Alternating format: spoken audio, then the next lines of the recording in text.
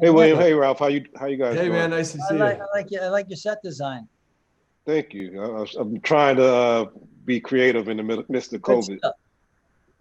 I wonder for you guys because I think of Karate Kid and I think of Back to the Future as these movies that when I was a child like mean like so much more to me. It was like an experience. It was something that I got to see with my dad and stuff.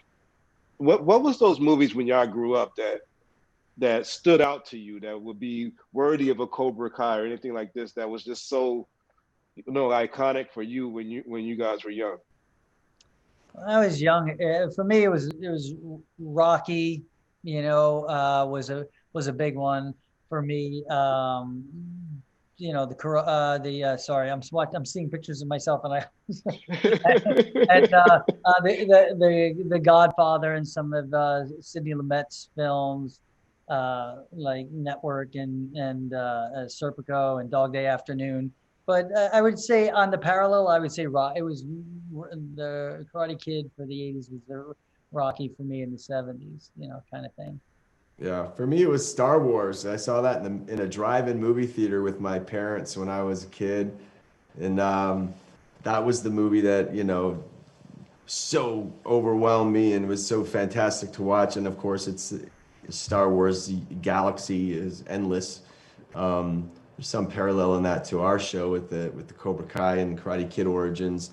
I can relate it to that, but Luke Skywalker and Princess Leia in the original cast, the first movie, I think it left such a huge impression on everybody, of course, including me. So that would be the one for me. Of course, Rocky too.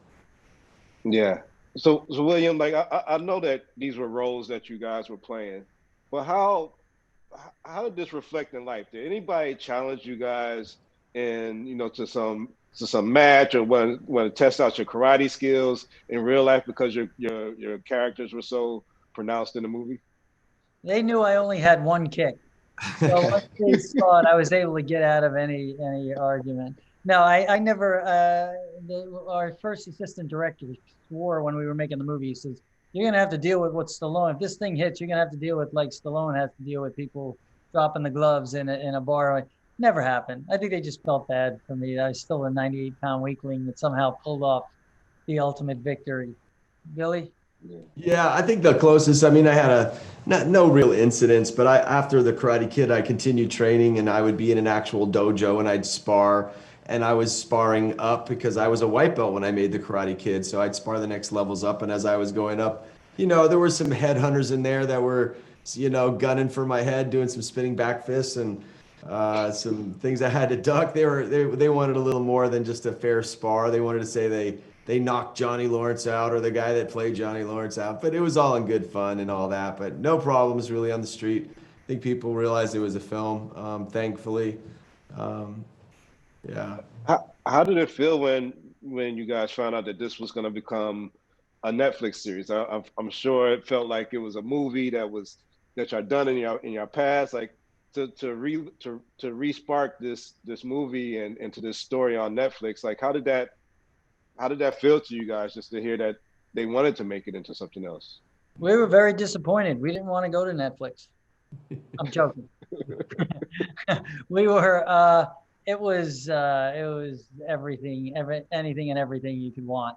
And for a while we were homeless after season 3 was done, but we had no place to release it. And then the pandemic hit, and how is anyone gonna move a show and pay for the you know, transition? And it just all just some bright light has struck this Karate Kid franchise from day one, and it continues to do so. And we are feel blessed and loving it. Well, I was relieved. I mean, I was enjoyed to see this series and to see your characters live on and to grow up with me. And please keep on making great content and be healthy out there. And I can't wait to see you guys on the other side of this pandemic. Thank you, Thank you man. so Thank much. Yes, in you. person. Thank you.